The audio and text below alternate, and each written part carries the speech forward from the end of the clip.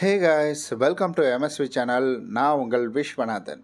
நம்ம இன்னைக்கு இப்போ பார்க்க போகிறது என்னென்னா, கண்டிப்பாக இந்த ஒரு யோசனை எல்லாருடைய மனதிலும் இருக்குங்க. நிச்சயம் உங்கள் மனதிலும் இருந்திருக்கும். எனக்கும் கொஞ்ச நாளுக்கு முன்னால் இருந்துச்சு. இப்போ நான் அதை ஒரு சில விஷயங்களை பார்த்து தெரிஞ்சுக்கிட்டேன்.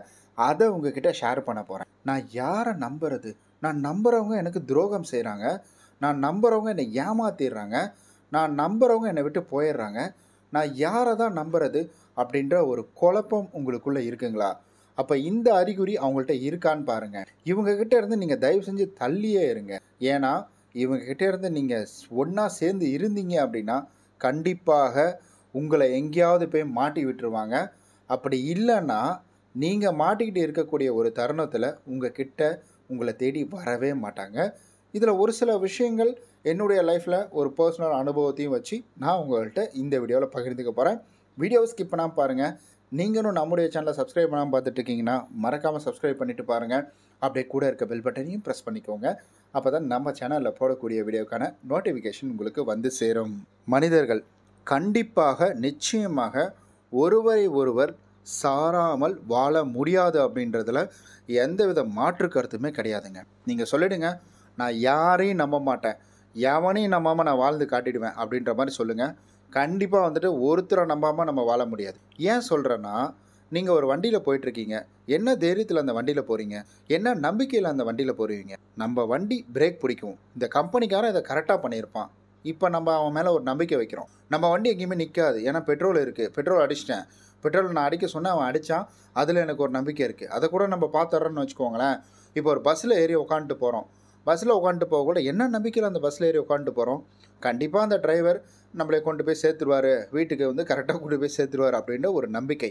அப்போ எங்கேயாவது சொல்லுங்கள், நம்ம நம்பிக்கை இல்லாமல் நம்மளுடைய வாழ்க்கையில் இருக்க முடியுமா? ஒருத்தரை சாராமல் நம்மளுடைய வாழ்க்கை அப்படின்றது ஆரம்பிக்குமா அப்படின்னு கேட்டிங்கன்னா கண்டிப்பாக நடக்கவே நடக்காதுங்க. ஒருத்தரை சாராமல் நம்முடைய வாழ்க்கை நகர்வது அப்படின்றது மிகவும் கடினமான ஒன்று. அதற்கு நம்ம ஏதாவது காட்டுக்குள்ளே தான் இருக்கணும். அங்கே கூட யாரோ ஒருத்தரை டிபெண்ட் பண்ணி தான் நம்ம இருப்போம்.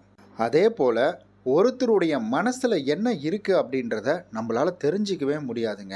ஆனால் அகத்தின் அழகு முகத்தில் தெரியும் அப்படின்னு சொல்லியிருக்கிறாங்க. அப்போ கண்டிப்பாக ஒருத்தருடைய மனசில் இருக்கிறத நம்மளால் தெரிஞ்சிக்க முடியாது. ஆனால் அவங்க செய்யக்கூடிய சிறு சிறு வேலைகளை வச்சு அவர்கள் யார் அப்படின்றத நம்மளால் ஈஸியாக தெரிஞ்சிக்க முடியும். அதை தான் நான் உங்ககிட்ட சொல்ல போகிறேன். ஸோ ரொம்ப சிம்பிளாக இருக்கும், ரொம்ப எளிமையாக உங்களுக்கு புரிகிற மாதிரி நான் இதை சொல்ல போகிறேனால. ஏன்னா இந்த நம்பிக்கை அப்படின்றது தப்பான ஒருத்தர் மேலே நம்ம வச்சிட்டோம் அப்படின்னா நம்மளுடைய வாழ்க்கை தப்பான பாதையில் போகிறதுக்கான வாய்ப்புகள் அப்படின்றது நிறைய இருக்குது. நான் சேலத்தில் இருக்கக்கூடிய என்னுடைய நண்பர்கள், ஒரு சில நண்பர்கள் இருந்திருக்கிறாங்க. அப்புறம் இன்னும் நிறைய தெரிந்தவர்கள் அப்படின்னு இருந்திருக்கு. எப்படின்னா அவங்க சொல்கிற விஷயம் எல்லாத்தையுமே நான் நம்புவேன். ஒரு கட்டத்தில் நான் ஏன் இதை நம்பணும் அப்படின்னு யோசித்தேன். ஆனால் இருந்தாலும் நம்மளுடைய ஃப்ரெண்டு தானே, நம்பி தானே ஆகணும் அப்படின்னு நான் இருந்தேன். ஆனால் நான் நல்லா யோசித்து பார்க்கக்குள்ள நம்மளைய தவறான வழிக்கு நடத்துறதுல தான் அவங்க இருக்கிறாங்க. இப்போ நான் எந்த பழக்கமும், அதாவது கெட்ட பழக்கம் எதுவும் கிடையாது. குடிக்கிற பழக்கம், புகைப்பிடிக்கிறது இது எதுவுமே எனக்கு கிடையாது. ஏன்னா வா கூட வா, சும்மா வாடா போகலாண்டா, வாடா சும்மா கூட இருக்கிறல, வாடா கொஞ்சமாக இது பண்ணுறா, என்னடா இதில் என்னடா இருக்குது அப்படின்னு நானும் டேய் இதெல்லாம் எனக்கு வேணாம், எனக்கு பிடிக்காது அப்படின்னு நான் சொல்லிட்டேன். எனக்கு அப்போலேருந்தே நான் அதுதான் தெரியும்ல, உனக்கு ஏன்டா என்னை இப்படி டார்ச்சர் பண்ணுறேன் அப்படின்னு சொல்லிட்டு அதிலிருந்து நான் இது பண்ணேன். ஸோ அவங்களும் போயிடுவாங்க. ஒவ்வொரு தடவையும் என்னை நான் சும்மாவே உட்காண்ட்ருப்பேன், இந்த மாதிரி வா அந்த மாதிரி வா அப்படின்ற மாதிரி கேட்பாங்க. அப்போ எந்த கெட்ட பழக்கமே இல்லை, இவன் பெரிய 100% அக்மார் குத்தணும் நல்லவன் அப்படின்னு சொல்கிறீங்களா? எனக்கு குடிக்கிறதுக்கு சுத்தமாக எனக்கு அந்த பழக்கம் கிடையாது, புகைப்பிடிக்கிறதும் கிடையாது. ஆனால் பயங்கரமாக கோவப்படுவேன். இப்போ கிடையாது, அதெல்லாம் நான் சொல்கிறது ஒரு 5-6 வருஷத்துக்கு முன்னாடி பயங்கர கோவம் வரும். ஏன்னா அதுவும் ஒரு கெட்ட பழக்கம் தானே. கோவம் அப்படின்றதும் கெட்ட பழக்கம் தான். சரியான நேரத்தில் சரியான இடத்துல வராத கோவம் வேறு யார் மேலேயும் வரக்கூடாது அப்படின்றதுல இப்போ நான் ரொம்ப கண்ணும் கருத்துமாக இருக்கிறேங்க. சரி, இப்போ நம்ம பாயிண்ட்டுக்கு வருவோம். அதாவது இது போல் என்னை தொடர்ந்து இவங்க கூப்பிட்டுக்கிட்டே இருந்தாங்க. ஒரு கட்டத்தில் எனக்கு ஒரு பண தேவைகள் அப்படின்றது ஏற்படுது. அந்த பண தேவைகள் ஏற்படக்குள்ள என்னுடைய நண்பர்கள் அப்படின்னு சொல்லக்கூடிய இவங்கள்ட்ட அந்த ஒரு விஷயத்த மட்டும் தான் கேட்பாங்க. மற்றபடி என்னை எதுவும் பெருசாலாம் ஃபோர்ஸ் பண்ண மாட்டாங்க. அப்போ நான் போய் பேசுகிறேன் அவங்கள்ட்ட. அவங்க என்ன பண்ணுறாங்கன்னா இது போல் பணம் கொஞ்சம் தேவைப்படுதுடா, காசு இருந்தால் கொஞ்சம் கொடுக்குறியா, நான் ஒரு 2 மந்தில் திருப்பி கொடுத்துட்றேன் அப்படின்னு அப்போ என்ன சொல்கிறாங்கன்னா, இல்லைடா என்கிட்ட சுத்தமாக இல்லைடா. நான் பெருசாலாம் கேட்கல, அப்போ இருந்த சூழ்நிலைக்கு ஒரு 2000 அப்படின்றது தேவைப்பட்டது. ஸோ அப்போ என்ன சொல்லிட்டாங்கன்னா, அவங்க கையில் காசு இருக்குன்றது எனக்கு நல்லாவே தெரியும், தெரிஞ்சுக்கிட்டு கேட்கல. அவங்க கையில் இந்த அமௌண்ட் கூட இல்லாமலே வந்துட்டு குடிக்க போகிறாங்க அப்படின்ற ஒரு இதில் நான் கேட்டேன் நான். ஆனால் கடைசி வரைக்கும் அந்த பணம் அப்படின்றது அவங்களோட தரப்பிலிருந்து எனக்கு வரவே இல்லை. ஆனால் குடிக்க மட்டும் இவங்க கிளம்பி போயிடுறாங்க. குடிக்க காசு கேட்டால் கொடுக்குறாங்க. நான் என்னுடைய முக்கியமான தேவைக்காக ஒரு பணம் கேட்டதுக்கு தரல. அப்போ இந்த இடத்துல நான் என்ன பண்ணேன்னா, இவங்க எப்போ எது சொன்னாலுமே நான் போயிடுவேன், கூட இருப்பேன். இவங்க ஏதாவது ஒரு பிரச்சனை வந்துச்சுன்னா கூட, ஏன்னா அதெல்லாம் சொன்னால் கொஞ்சம் பர்சனலாக சொல்கிற மாதிரி இருக்கும், அதெல்லாம் வேணாம். அவங்களுக்கு ஏதாவது ஒரு பிரச்சனை வந்துச்சுன்னா கூட அந்த இடத்துல நான் போய் நிற்பேன் நான். நிற்பேனா பெரிய பஞ்சாயத்துலாம் இல்லை, கூட போய் நிற்பேன். அதுவே ஒரு பலம் தானே. ஒரு 10 பேர் போகிறதும் ஒருத்தர் மட்டும் போகிறதும் வந்துட்டு எப்படி இருக்குது. அதனால் கூட போய் நான் நிற்பேன். ஏங்க இந்த மாதிரி பிரச்சனை, சரி வேணாம் விடுங்க, பிரச்சனை வளர்த்துக்கங்க அப்படின்ற மாதிரி பேசுவேன். ஆனால் எனக்கு அந்த இடத்துல ஒரு குடிக்கிறதுக்காக என்னை கூப்பிட்டவங்க, ஆனால் எனக்கு ஒரு தேவை, அது ஒரு பணமாக கொடுங்க நான் பண்ணுறேன் அப்படின்ற பட்சத்தில் பெருசாக இல்லை. அப்போ இந்த இடத்துல என்ன தெரியுது, ஒரு நண்பன் உங்களை குடிக்கிறதுக்கு மட்டும் கூப்பிட்டுட்டு போகிறான் அப்படின்னா அப்போ அவனை நம்பாதீங்க. அதே போல் உங்களை வந்துட்டு நீங்கள் தப்பு செய்தாலும் உங்களை அவன் திருத்தணும். டேய் வாடா சும்மா பார்த்துக்கலாம் வாடா, யாரா என்னடா கேப்பா, உங்கள் அப்பா என்ன பரவாயில்லடா, எங்கள் வீட்டில் படுத்துக்கிறான், நாளைக்கு கல்லை வச்சு போடா அப்படின்னு சொல்கிறவன் நண்பன் கிடையாது. டேய் சரி வேணாம் விடு, நமக்கு எதுக்கிட்ட அதெல்லாம் தேவையில்லாது. என்ன ஏதாவது ஒரு என்ஜாய்மெண்ட்டுக்கு ஏதோ வருஷத்தில் ஆடியில் ஒரு தடவை அமாவாசையில் ஒரு தடவை குடிச்சோமா அதோட இருந்துட்டு போண்டா. இதை என்கரேஜ்லாம் பண்ணல. ஆனால் என்ன பண்ணுறது, அப்படி தான் இங்கே போயிட்டுருக்குது. சோஷியல் ட்ரிங்க்கு, அந்த ட்ரிங்கு இந்த ட்ரிங்கெல்லாம் அந்த மாதிரி ஏதோ இருக்குது, அது வேறு. ஆனால் டெய்லியும் போகிறது, டெய்லியும் பண்ணுறது இது போன்று.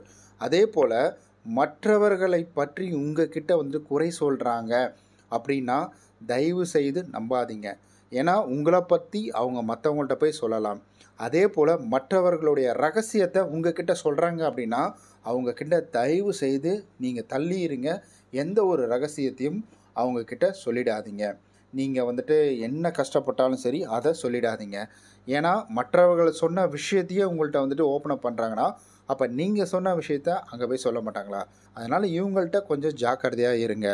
அதே போல் உங்களுக்கு ஏதேனும் ஒரு பிரச்சனை இருக்குது அப்படின்னா, அதாவது கடமைக்காக சிங்கம் படத்தில் பிரகாஷ்ராஜ் போய்ட்டு ஹாஸ்பிட்டலில் படுத்துப்பார்.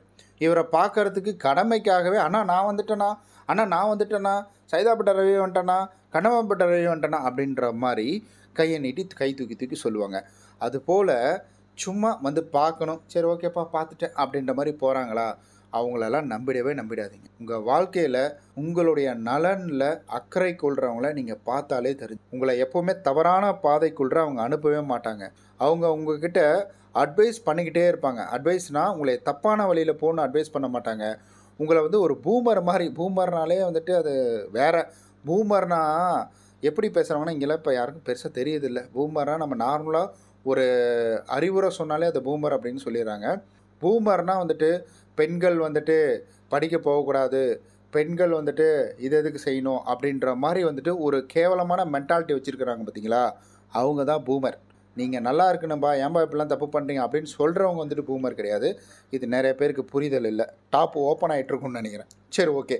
இது போன்று வந்துட்டு உங்களுக்கு சிறு சிறு அறிவுரைகள், ஏதாவது வீட்டில் சண்டையா, வீடு பார்த்துக்கலாம், எதுக்கு வீட்டில் கோவப்படுற, இங்கே ஆஃபீஸில் இந்த நாயெல்லாம் நம்மளை திட்டுது, அவனுக்கெல்லாம் நம்ம வந்து அடிபணிஞ்சு போகலையா, வீட்டில் தானே பரவாயில்ல விடுறா, ஒய்ஃப் தானே திட்டாங்க, சரி என்ன போய் சமாதானமாக பேசுகிறா, கிளைண்ட்டெல்லாம் நம்மளை எப்படி கழுவி ஊற்றுறாரு, கிளைண்ட்டுக்கிட்ட நம்ம என்ன பண்ணுறோம், அடுத்த நாளே பல கடையில் போய் சார் இதை வாங்குங்க சார் நம்ம நிற்கல, இல்லை ஃபோன் பண்ணி பேசலை, இதெல்லாம் என்னடா இருக்குது. அதாவது உங்களை வந்துட்டு ஒரு பிரச்சனைக்குள்ளே இழுத்து விடவே மாட்டாங்க. அவங்கள்ட்ட பேசக்குள்ளே தெரியும். அதே போல் ஒரு பிரச்சனை அவங்களுக்கு நடக்குதுன்னா முடிந்தவரை உங்ககிட்ட சொல்கிறதுக்கு தவிர்ப்பாங்க. ஏன்னா அதுக்குள்ளே உங்களை இழுத்து விடக்கூடாது அப்படின்ற ஒரு எண்ணம் அவங்களுக்குள்ள முழுமையாக இருக்குங்க. உங்களுடைய நலன், இப்போ நீங்கள் தடுக்கி விழுந்தீங்கன்னா ஏய் பாத்ரா அப்படின்ற ஒரு வார்த்தை அப்படின்றது அவங்களோட வாயிலேருந்து வரும். அந்த ஒரு ஷார்ட் டைமில் வரும் பாருங்க. அந்த மாதிரி மனிதர்கள்லாம் நீங்கள் தயவு செஞ்சு தள்ளி வச்சிடாதீங்க. அவங்க கூட வந்துட்டு நீங்கள் இருக்கு. ஆனால் நீங்கள் எவ்வளவு தான் அவங்க கிட்ட நெருங்கி போனாலும் அவங்க ஒரு டிஸ்டன்ஸ் அப்படின்றது தான் மெயின்டைன் பண்ணுவாங்க. ஏன்னா அது வந்துட்டு உங்களை விட்டு தள்ளி இருக்கிறதோ அவங்களுடைய கெத்தை காட்டுறது அப்படின்லாம் கிடையாது. உங்களுக்கான ஃப்ரீடமை அவங்க கொடுக்குறாங்க. நான் இருந்தேன்னா நீ இப்போ ஏதாவது வேறு ஏதாவது முக்கியமான வேலை பார்ப்ப, நான் இருந்தேன்னா என் கூட வந்துட்டு டைம் ஸ்பெண்ட் பண்ணிட்டு எனக்காக நீ வந்துடுவ, அதனால் இந்த டைம் உனக்கானது, அப்போ நம்மலாம் ஒன்றா இருக்கிறோமா அது நமக்கான டைம் அப்படின்ற மாதிரி இருக்கிறவங்கள எப்போவுமே விட்டுறாதீங்க. கரெக்டாக வந்துட்டு பேசுகிறவங்க, கரெக்டான டைமுக்கு வரவங்க, அளந்து பேசுகிறவங்க, உங்ககிட்ட வந்துட்டு உண்மையாக மறைக்காமல் சொல்கிறாங்க பார்த்தீங்களா அவங்க. அதாவது மற்றவங்களோட உண்மையை உங்கள்கிட்ட சொல்கிறது கிடையாது, மற்ற விஷயங்கள் அவங்கள பற்றின உண்மைகளை உங்ககிட்ட பகிர்ந்துக்கிறாங்க பார்த்தீங்களா, அவங்கள்ட்டெல்லாம் வந்துட்டு நீங்கள் தாராளமாக நம்பி ஒரு விஷயங்களை சொல்லலாம். ஏன்னா உங்களை ஒரு விஷயத்தை நம்பி சொல்கிறாங்க அப்படின்னா அப்போ தாராளமாக அவங்கள நீங்கள் நம்பலாம். இது போன்று தாங்க பொதுவாக நம்ம பொதுவாக ஒரு ஒரு வரியில் நம்ம சொல்லிடணும் அப்படின்னா, உங்கள் மேலே அக்கறை இருக்கிறவங்க, அக்கறை இருக்கிறவங்க நடிக்கிறவங்க கிடையாது. நான் முதல்ல சொன்னேன் இல்லைங்களா, சைதாப்பேட்டை ரவி வந்துட்டேன், கண்ணமாப்பேட்டை ரவி வந்துட்டேன் அப்படின்ற மாதிரி அட்டெண்டன்ஸ் போடுறதெல்லாம் கிடையாது. இங்கே ப்ரெசன்ட் அப்படின்றது இருக்கணும். அதாவது நான் வந்திருக்கேன், உனக்காக நிற்கிறேன், உனக்காக பண்ணுவேன் அப்படின்ற ஒரு விஷயத்த நம்ம இப்படி தான் நம்மளுடைய வாழ்க்கையும் நம்ம வந்துட்டு நம்பிக்கையோட நம்பிக்கையானவர்களோட வாழ்க்கையை வந்துட்டு ஒரு பயணம் அப்படின்றத நம்ம மேற்கொள்ளணும். இப்படி தாங்க நானும் ஒரு சில புக்ஸ் எல்லாம் ரெஃபர் எடுத்து அதை தான் உங்கள்கிட்ட வந்து சொல்லியிருக்கிறேன். கண்டிப்பாக இது யூஸ்ஃபுல்லாக இருக்கும் அப்படின்னு நம்புகிறேன். இது எந்த அளவுக்கு யூஸ்ஃபுல்லாக இருந்தது அப்படின்றத மறக்காமல் கமெண்டில் சொல்லிவிடுங்க. ஸோ நீங்கள் இன்னும் நம்முடைய வந்துட்டு சேனலில் சப்ஸ்கிரைப் பண்ணலைன்னா மறக்காமல் சப்ஸ்கிரைப் பண்ணிவிட்டு கூட இருக்க பெல் பட்டனையும் ப்ரெஸ் பண்ணிக்கோங்க.